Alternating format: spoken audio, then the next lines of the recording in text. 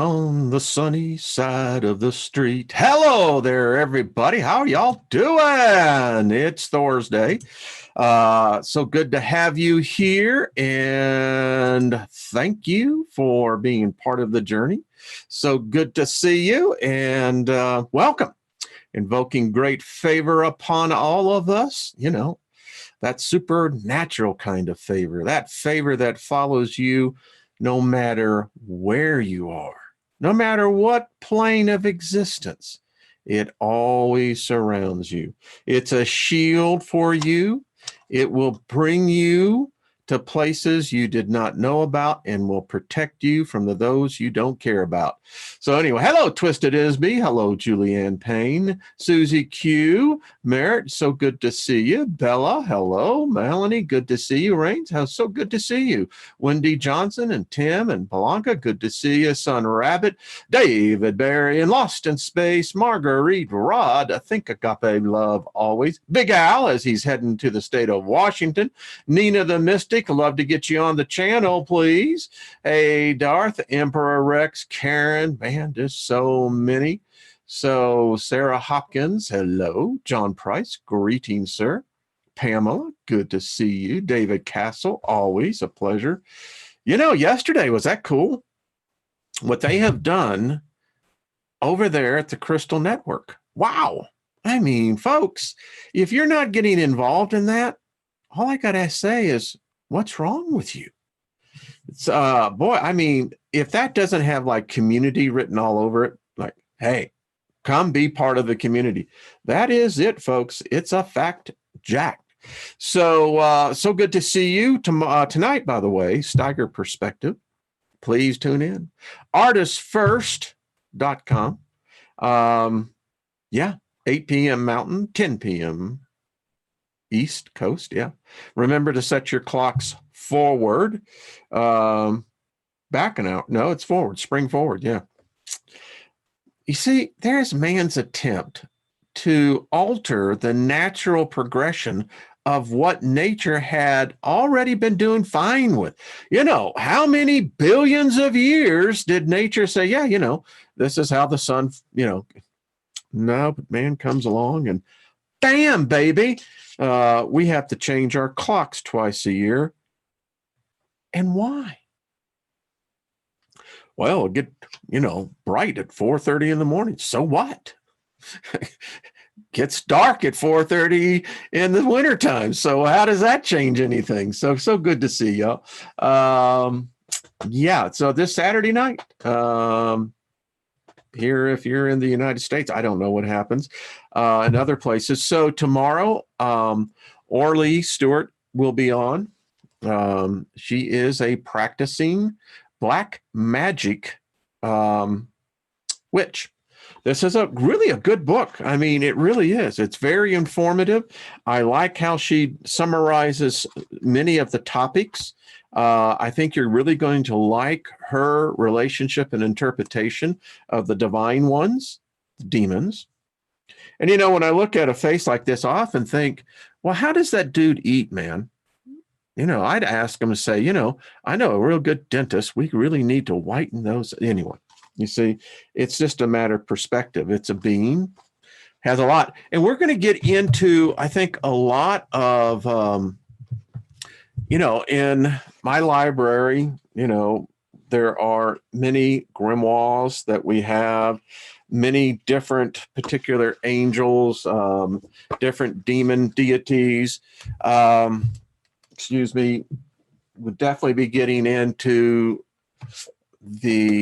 is in fact, for anyone who really wants to practice the arts of invoking the divine ones and angels, the Solomon magic is, I think, one of the required courses to learn. It's most interesting. I remember reading in one, and as you can see in my office, I've adapted one of the sigils that are in the Book of Magic. That's the fourth moon of Jupiter, I believe. Yep. and it adorns my office, have necklaces. And so it's one that I just identified with.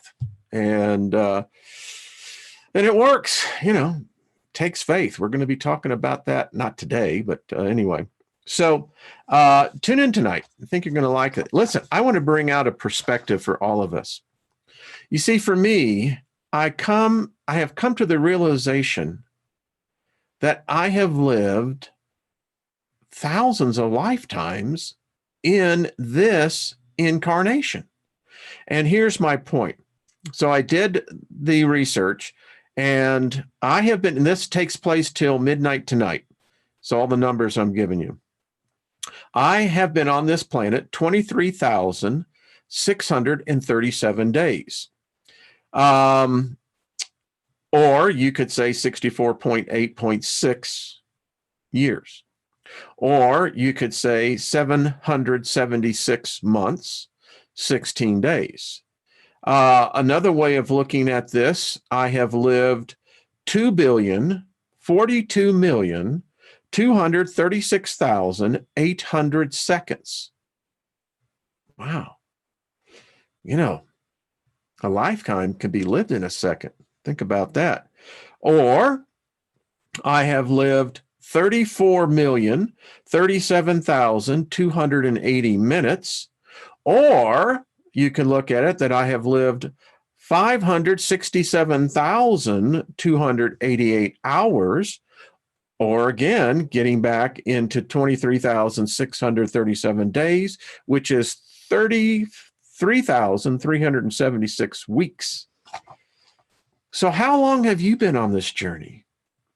So often I think we forget, and we get so crowded with the white noise that we fail to really focus in on what's the important thing. That is me, and you have yours. And when I look at this and I look at the many different lives I've lived on this planet thus far, it's quite exciting to think that, I've lived 2 billion seconds. Wow. How many seconds have you lived? And I think that, it helps put that in perspective. We're going to deal next week, and in fact, in the coming weeks, how to really begin to set yourself free, how to begin to practice your magic that will work in manifestations on anything. And one of the things that, I talk about here, and I'll continue to talk about, you have to stop. What is the word I'm looking for? You have to stop the critical judgment. When you stop criticizing yourself, things begin to change. So, we got some things to cover. So last night I get this dream, and I wake up and I write it down. I love how Karen and so many of the rest of you who are learning, it's a practice I did back in the S days. I know I'm dating myself. Woo! Yeah, L. Ron Hubbard, you got that right. The dude was smart, man. He was into some stuff. It's just when you brought other cooks into the kitchen, the recipe always gets screwed up. Always. I don't know why. It just does. By the way, nothing missing, nothing broken in your lives. So I used to be really heavily in politics. Really did. And I have been curious as to seeing what's been going on here. And the way that the odd makers were placing it, the Democratic Party knew that they could not win against Donald Trump. All of their candidates just don't measure up. So why all of a sudden Joe Biden? Now, hear me out on this, folks, because if this comes to pass, you've heard it. This will be the first public expression of this. So I'm putting it out there now. Let's see what happens. So the only way the Democrats can win, that they can actually use to their advantage Joe Biden's cognitive digression disease, and the man couldn't pass a cognitive test, which you have to do in order to take the office of president. And I thought, well, now, how are they going to turn this to their advantage and beat Donald Trump? Their party is in disarray. Bernie Sanders is running amok, and, the whole thing. Warren apparently has stepped down. And so the field is narrowing quickly. So hear me out on this. I'm going to give you two scenarios because there's only two people who can turn this around and make it the miracle comeback of all time and redefine history in a lot of ways. So hear me out. Joe Biden gets the nomination. He does as he is ordered.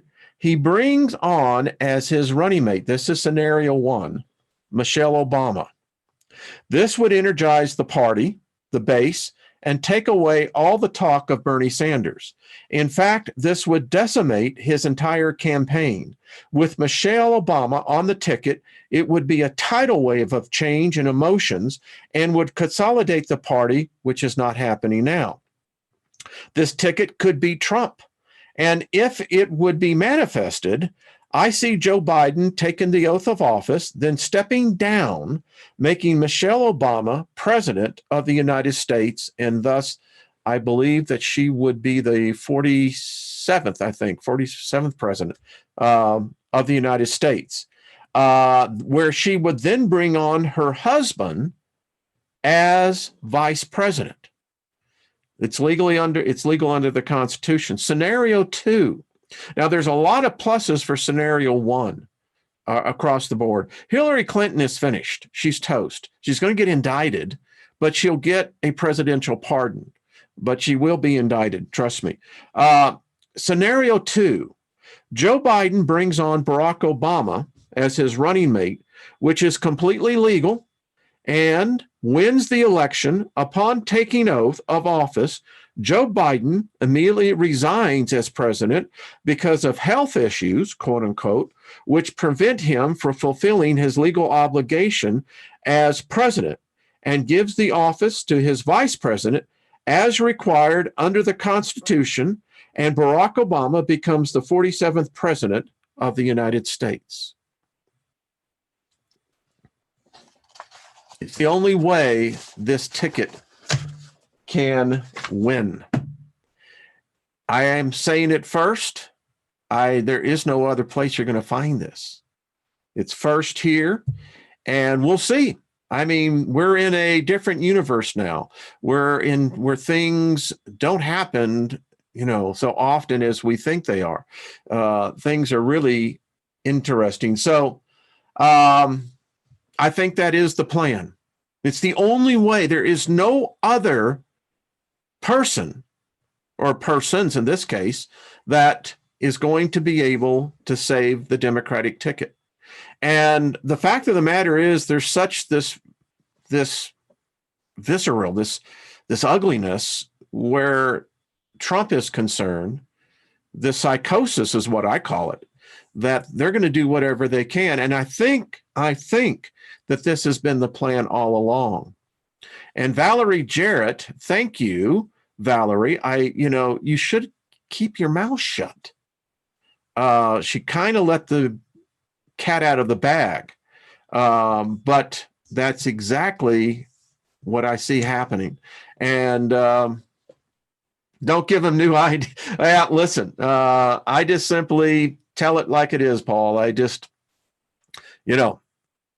it needs to be said, because if that's what happens, you need to be prepared no matter where you stand on the issues. It will be a game changer. And I think as well, we'll get the agenda, particularly the UN Agenda 2030, back on course. And they'll do it really rapidly. And it's interesting, Barack has said in private conversations that he wasn't finished. And it's an amazing legal loophole. If there are any, and I know that there is one particularly, congressperson who is listening, you might want to start doing the coffee talk, because I see this happening. Let's see. Could Obama still become president if he is vice? Yes, he can. In fact, the Constitution requires it.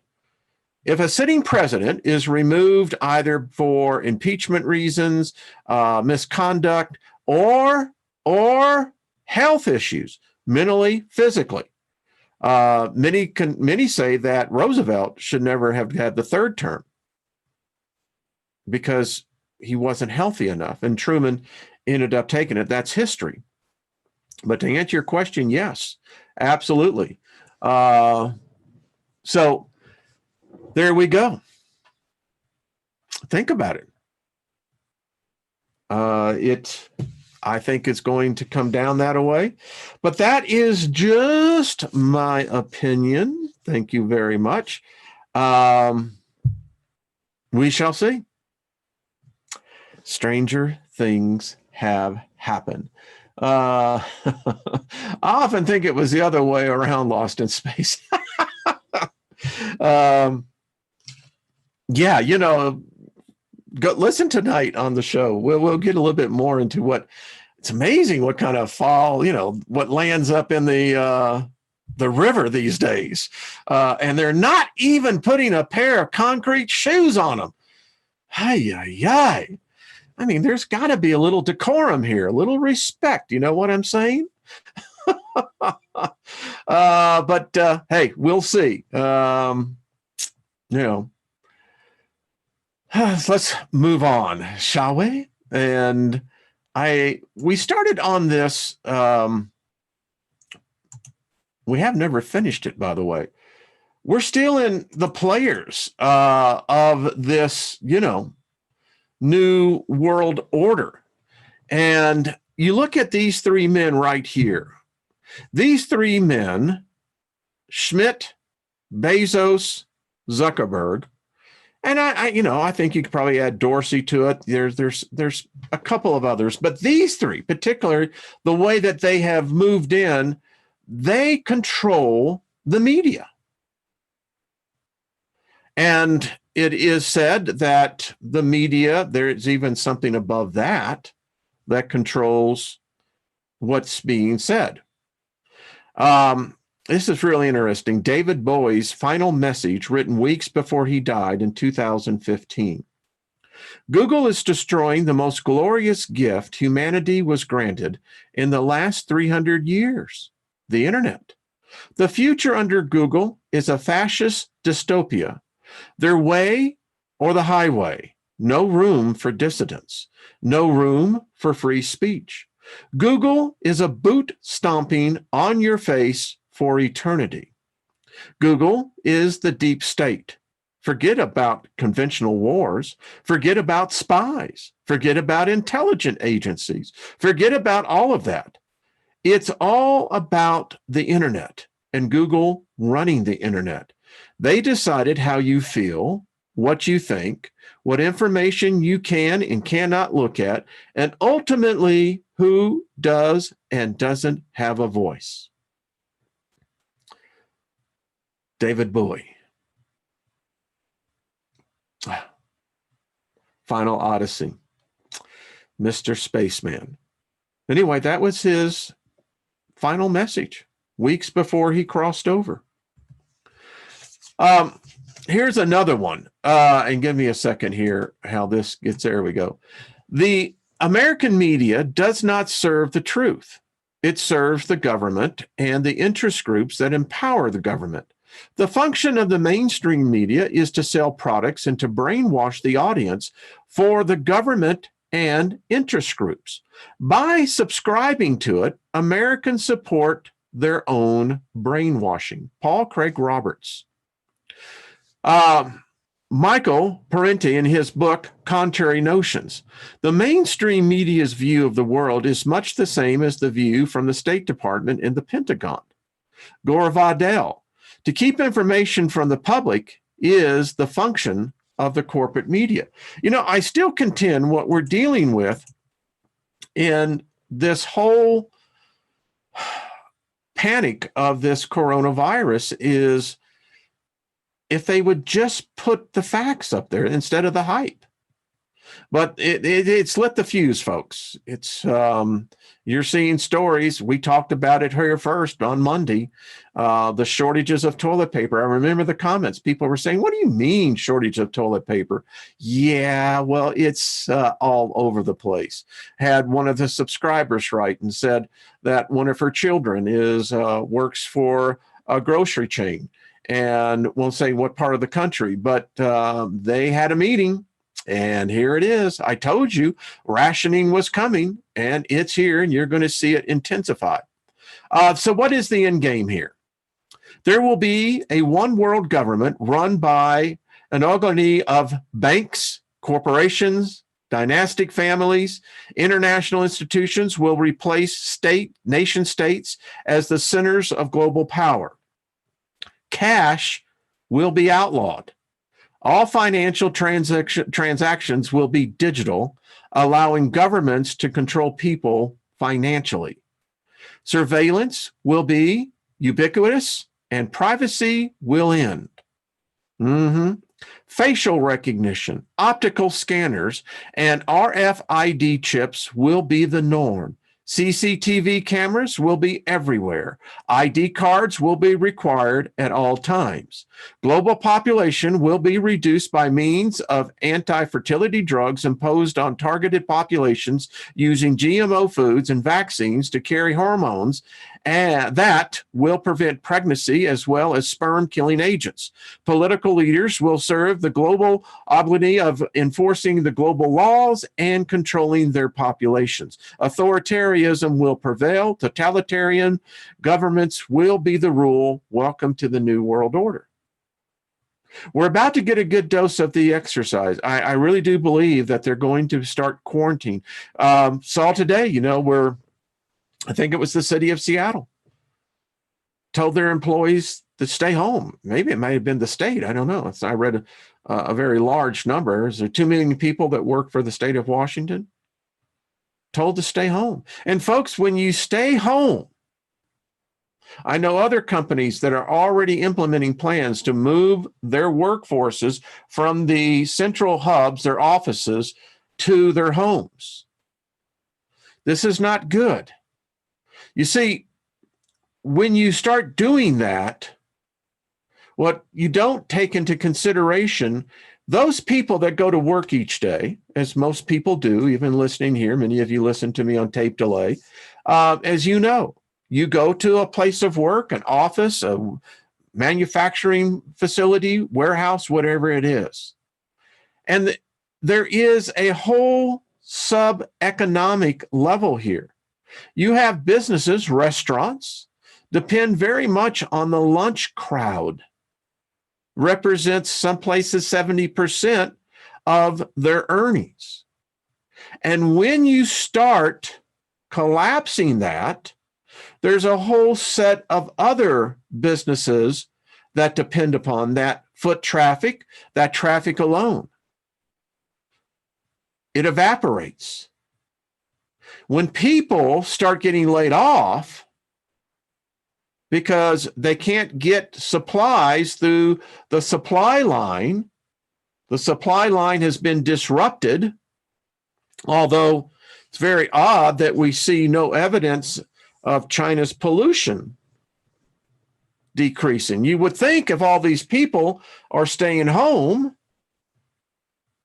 that the warehouses, the manufacturing plants would be shut down.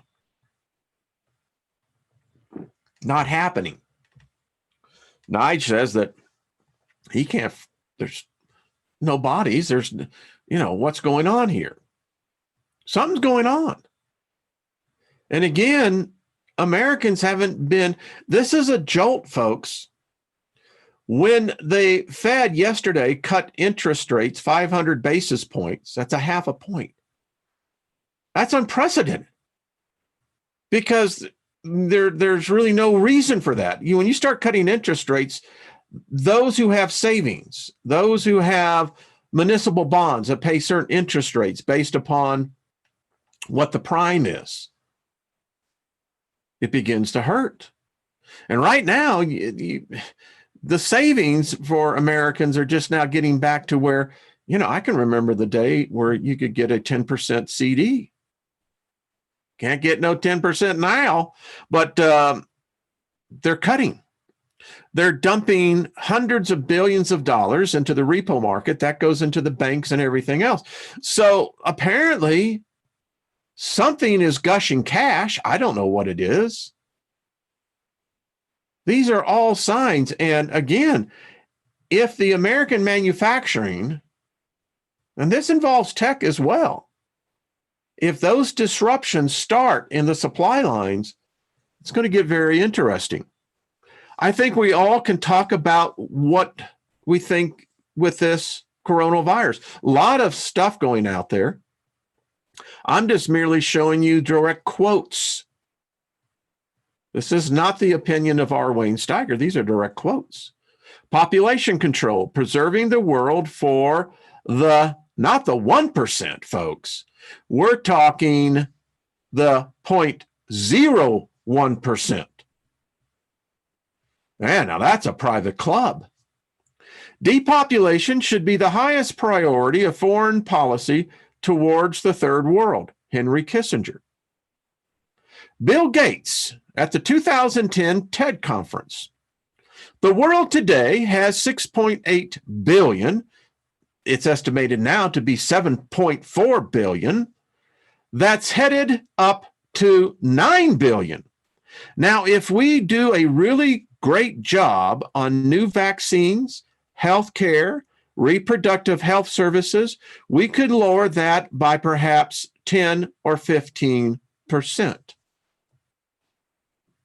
All right. Let's do the math, boys and girls. Let's be conservative in this one. Let's round our happy number at 7 billion. So let's just take 10% as a derivative number that we will be reducing the 7 billion by. So if I do the math correctly, that's 700 million people.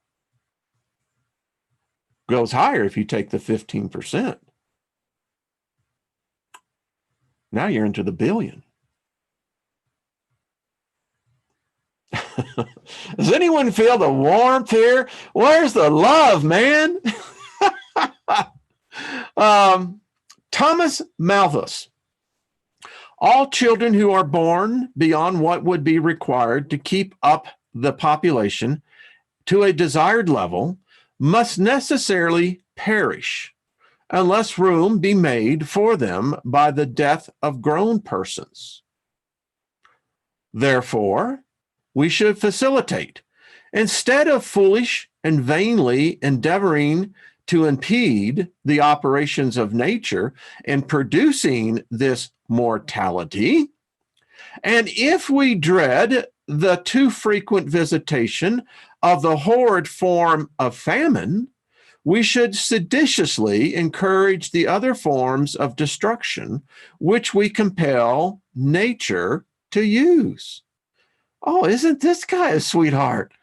Instead of recommending cleanliness to the poor, we should encourage contrary habits. In our towns, we should make the streets narrower, crowd more people into the houses, and court the return of the plague. In the country, we should build our villages near stagnant pools, and particularly encourage settlement in all marshy and unwholesome situations. But above all, we should reprobate specific remedies for ravaging diseases and restrain those benevolent but much mistaken men who have thought they are doing a service to mankind by protecting schemes for the total expiration of a particular disorder. Wow. Would you just love to have this guy as a neighbor? Holy crap.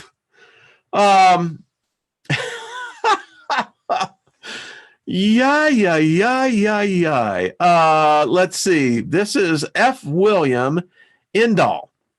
From its inception, The Rockefeller Foundation was focused on culling the herd or systematically reducing populations of inferior breeds. The Rockefeller Foundation, working with John D. Rockefeller III's Population Council, and these do exist, the World Bank, the UN Development Program, and the Ford Foundation, and others, had been working with the World Health Organization, WHO, for 20 years to develop an anti-fertility vaccine using tenuous as well as other vaccines. Wow. Secretary of Defense William S. Cohen, April 28, 1997. Advanced forms of biological warfare that can target specific genotypes may transform biological warfare from the realm of terror to a political useful tool. Ay, ay, ay, ay, ay. This just gets more and more. This is Dr. Eric, I think that's Penkia, University of Texas. War and famine would not do. Instead, disease offered the most efficient and fastest way to kill the billions that must soon die if the population crisis is to be solved. AIDS is not an efficient killer because it's too slow. My favorite candidate, the guy's got a favorite candidate. I mean, okay. For eliminating 90% of the world's population is airborne Ebola. Ebola restin, because it is both highly lethal and it kills in days instead of years. This is a hell of a guy. We've got airborne diseases with 90% mortality in humans. Killing humans, think about it. You know the bird flu's good too. For everyone who survives, he will have to bury 9. Bartender, around for everybody. On me, on me. I mean, this will drive you to drink. I mean, and I don't... Listen, I know that there is perspective on every issue. But folks, this will scare the hell out of anyone. I mean, this is nuts. David Brower, the first executive director, Sierra Club. Childbearing should be a punishable crime against society unless the parents hold a government license. All potential parents should be required to use contraceptive chemicals, the government issuing antidotes to citizens chosen for childbearing.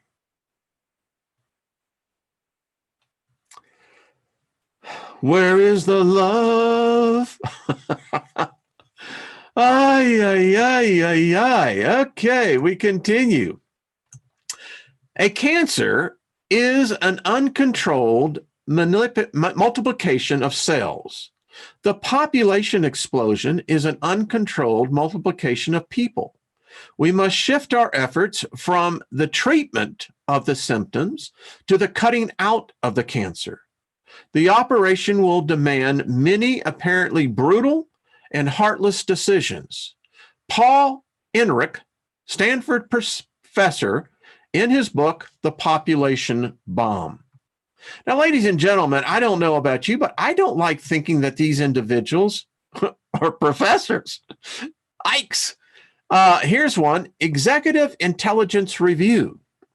From the beginning, what has become the environmentalist movement has never been about the environment.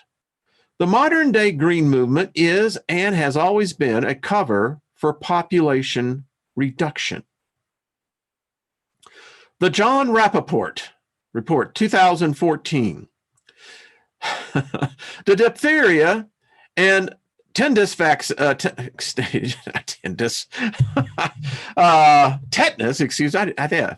tetanus vaccines would function as a social and political mask to hide the sterilization intent, as millions of women in the third world would receive vaccines they're told would protect them against infections and disease. By 1977, Raimart Revenholt, the director of the AIDS U.S. Agency for International Development Population Program, was saying that his agency's goal was to sterilize a quarter of the world's women.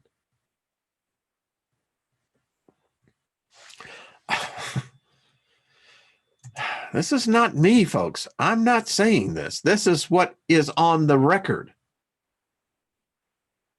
of government officials, educators, policy recommenders, there you go, yeah, and government elected officials. When challenged in South Africa in the early 1990s about the tetanus vaccine used in their camping being laced with HCG, the World Health Organization brushed off the claims as unfounded and asked for proof. When proof was provided by the Catholic-based bodies in those countries who claimed that the other components of the vaccine production process may have caused false positive results. When pushed further, they accepted that a few vaccines may have been contaminated with HCG during the production process. However, HCG is not a component, nor is it used in the production of any vaccines, let alone tetanus. It was only after antibodies against HCG were demonstrated in the women who were immunized with the laced tetanus vaccine that the matter was sealed. The immunized women have suffered multiple abortions and have remained sterile.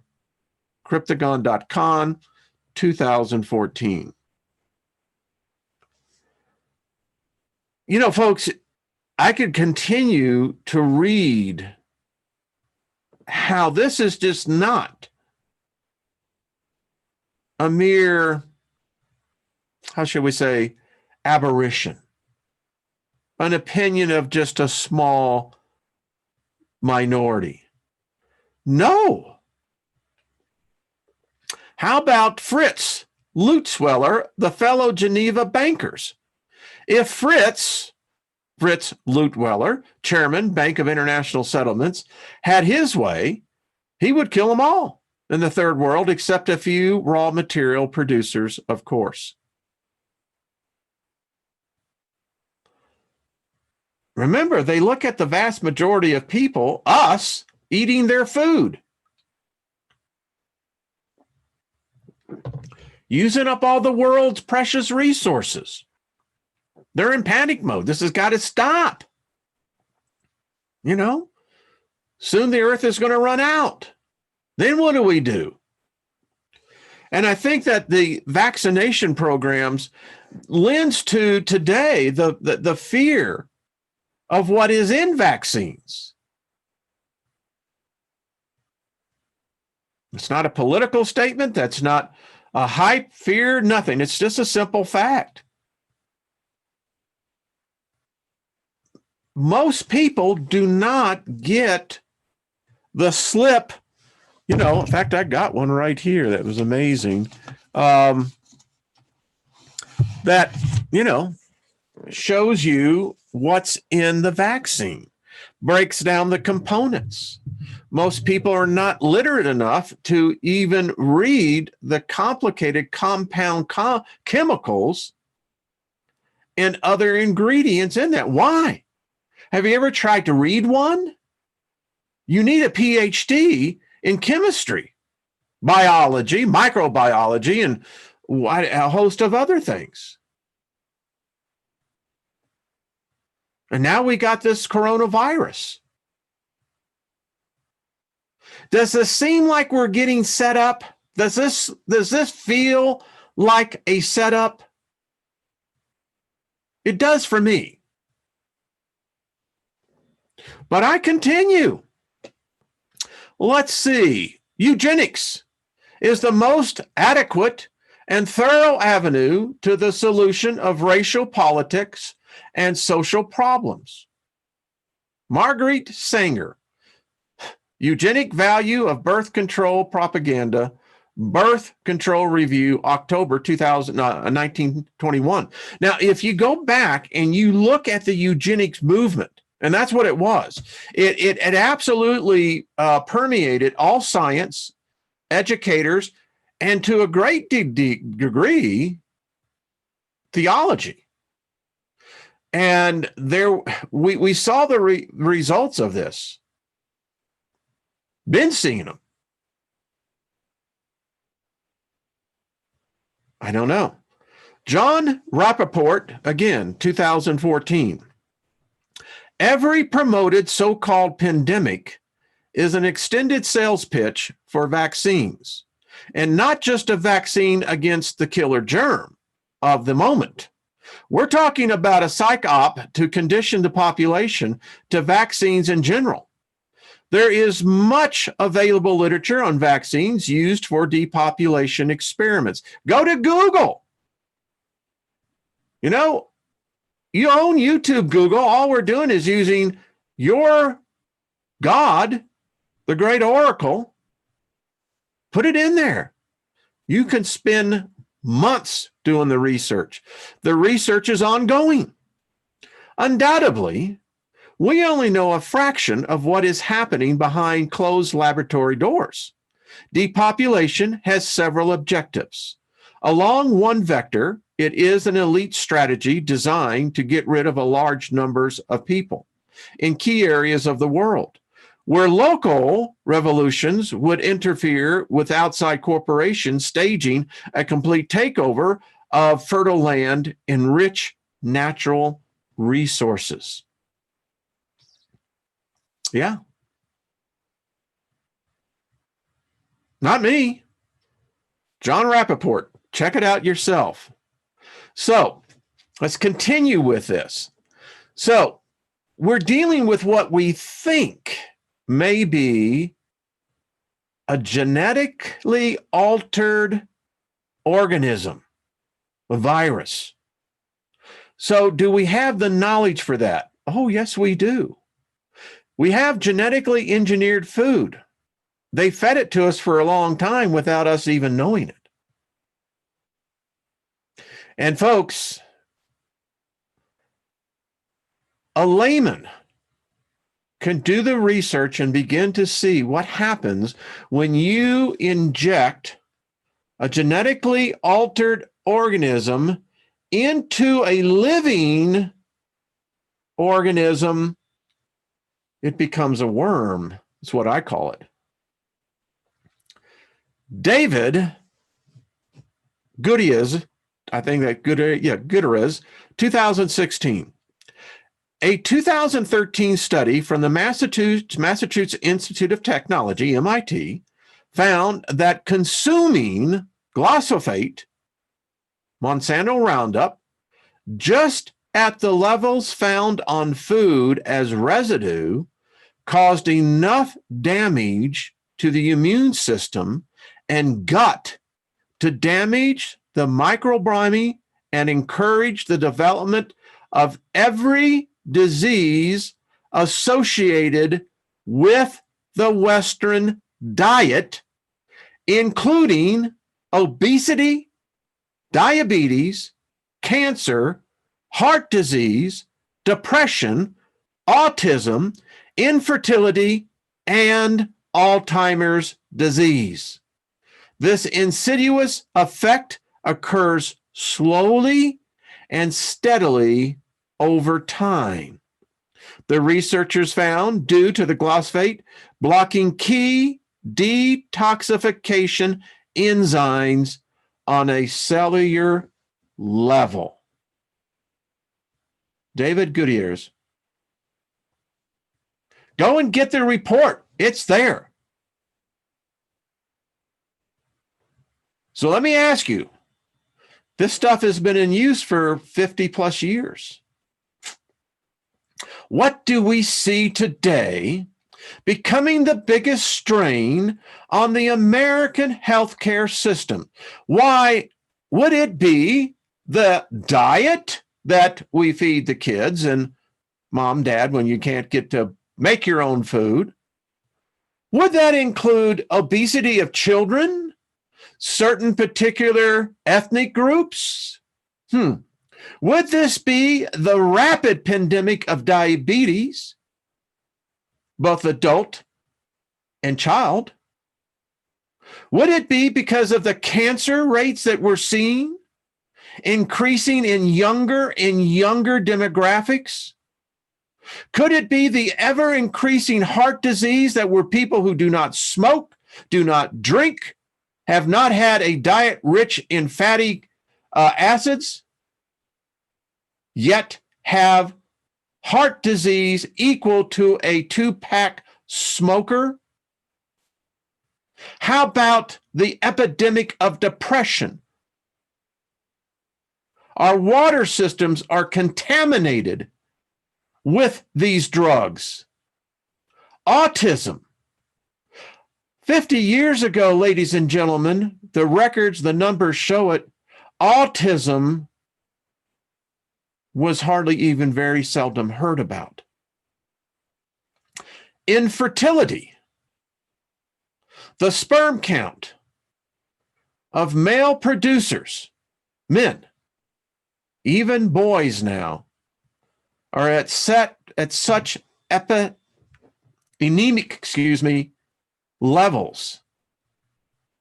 And this is around the world. Those that imitate our diet, same thing over there. And Alzheimer's, one of the most insidious of all diseases that robs us of who we are, our memories. And they're finding the numbers of the age groups becoming younger and younger. 30s, already diagnosed with dementia. Conspiracy? I think not. The Non-GMO Shopping Guide 2012. The 8 GM food crops are corn, soybeans, canola, cottonseed, sugar beets, Hawaiian papaya, most, and a small amount of zucchini and yellow squash. GM alpha is also fed to livestock.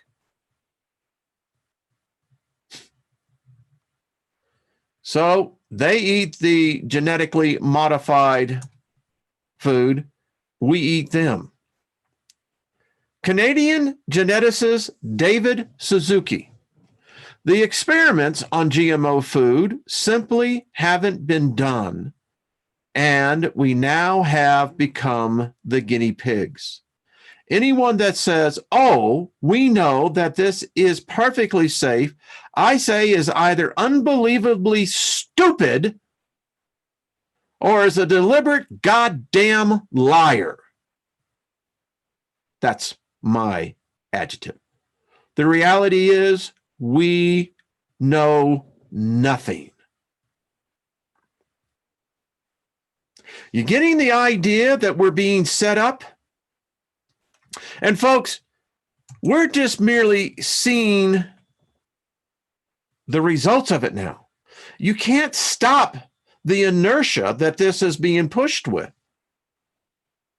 Dr. Michael Anatoly, senior lecturer at the Molecular Pathology, London, once released into the environment, genetic mistakes cannot be contained, recalled, or cleaned up, but will be passed on to all future generations indefinitely.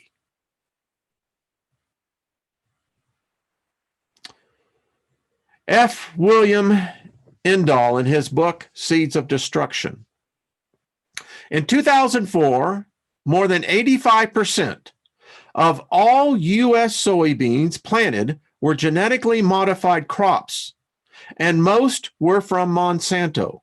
45% of all U.S. corn harvested was GMO corn.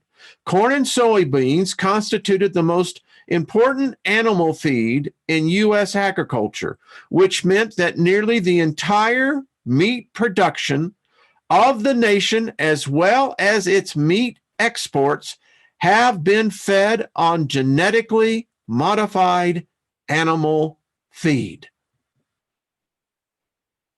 Take a good bite of that hamburger, baby. Yeah. Joseph Roteblot, British physicist who won the 1995 Nobel Prize for battling nuclear weapons. My worry is that advances in science may result in means of mass destruction, may be more readily available even than nuclear weapons. Genetic engineering is a possible area.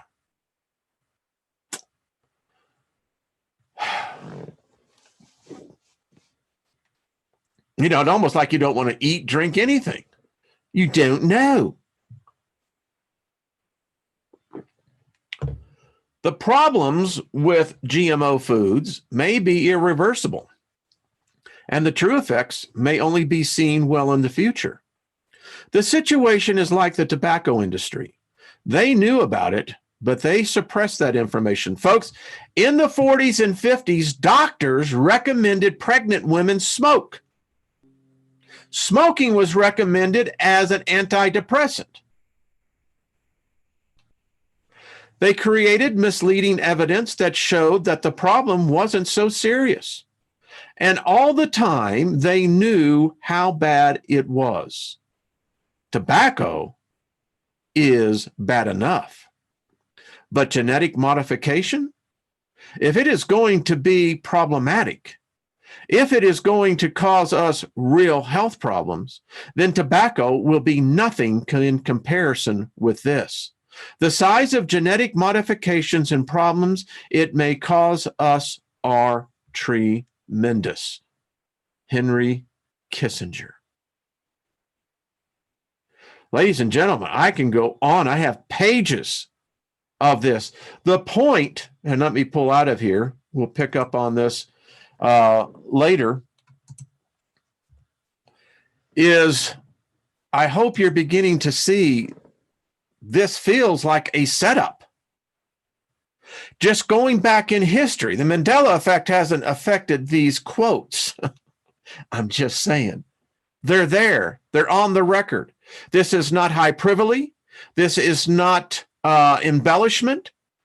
This is merely reporting of those institutions, those think tanks, those governments, again, those elected officials, those industry leaders, as to what they're saying. They haven't changed their mind. That's evident.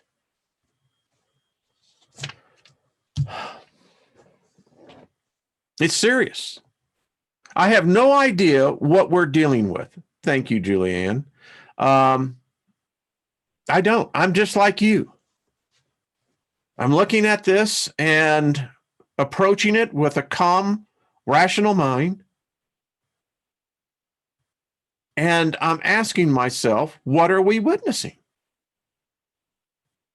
If these agendas, these plans have been in the works for apparently hundreds of years, most recently within the last half century, have been accelerated, we are going to start seeing the genetic mutations show up. And we're seeing them, folks.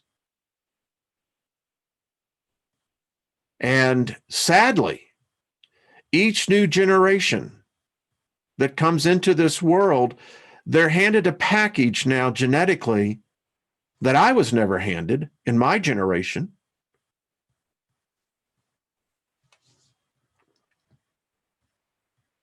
Grandchildren. I weep.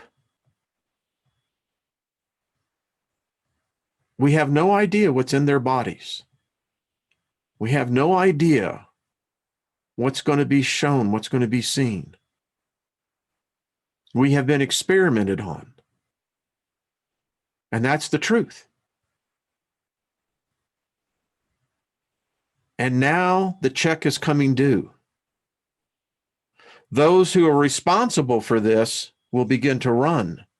They won't have people, they don't want people like me merely laying out the facts, not embellishing upon it, not in any way contaminated, word from them.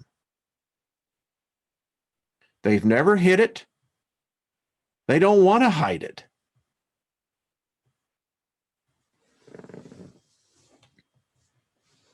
And I'm just bringing you the facts. You can do your own research, and you're going to see. And we're reasonable people. We're intelligent. We're cognitive. We're not lemmings. We don't listen to the media. We don't listen to what lying politicians speak, who've got their heads so far up their asses, they now have fecal matter for their gray matter. They think they got a ticket to the underground bunkers, to the places of safety. What they don't realize, in their very bodies, they are carrying their own seeds of destruction. There ain't no escape from that, baby. That's genetic. And unless you have the technology to begin to repair the genetic damage, oh my goodness, what did I just read yesterday? They're already performing that. So what? You get a hit from the needle that now begins to repair the cellular damage?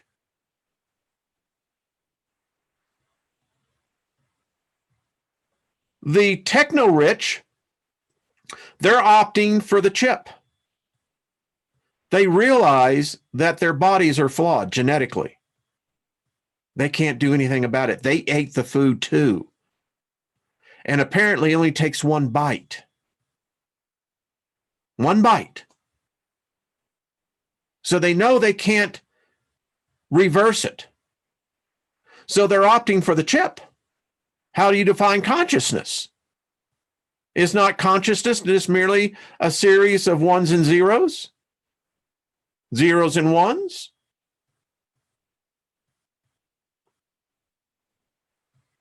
They see the machines being immune. Listen, if you become a transhuman, I don't have to worry to eat the contaminated food. Chances are I'll have a supplement that the masses to have no idea about. Completely synthesized and completely made to perfection on my genetic stamp. Doesn't matter if someone else tried to steal it, wouldn't be of any good to them. It only works on my genetic stamp.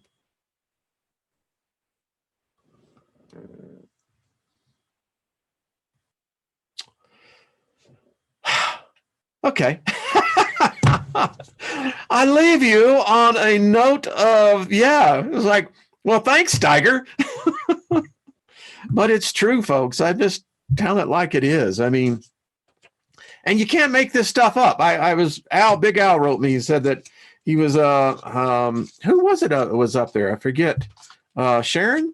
Anyway, said something about her. The next thing you know, he gets a load going right up into where she's at. But this is the setup, folks. Remember what I told you about Biden? Mark my words, see if it does not manifest itself. And then if that does, all bets are going to be off. Oh, man. Get the popcorn, get your favorite cold drink or mixed drink, whatever it may be, or hot beverage. Because, folks, it's going to be a show. Guarantee it. Thank you, Robert V. Appreciate that. I appreciate all of you. I really do. Thank you so much for being a part of this. It's an honor to be here each day, Monday through Friday. This Saturday, at 6 p.m. Special show, special time. Going to have a 32nd degree Scottish Freemason of the Knights Templar Order, and it goes on and on. It's going to be an interesting hour of conversation. He is coming on to answer any and all questions. So may think about how we can get you to ask your question. And I think it's going to be a fascinating conversation. And I look forward to it with an open mind and with great favor. Any person that comes on here, I always invoke favor upon them and with great respect. So speaking of that, make sure to tune in with Orlise Stewart tomorrow. It's going to be awfully fun. I love her. You're going to really like her, how she approaches this black magic. Guarantee it's been unlike anything that you have heard. And she is a wonderful, wonderful, wise woman. So there you go. All right, folks, I will see you tomorrow. Tune in tonight on the Steiger Perspective, 8 p.m. Mountain, 10 p.m. East Coast. Y'all know it. And going to get really into more about what the ramifications are for what I see to be the ticket that the Trump cannot beat. I really do. I just don't see any way that if that ticket materializes, I don't see how it can be overcome. I think that it brings a total different equation into the equation. All right. Much love to you. All right. Peace to y'all. And we'll talk soon. All right. Bye-bye.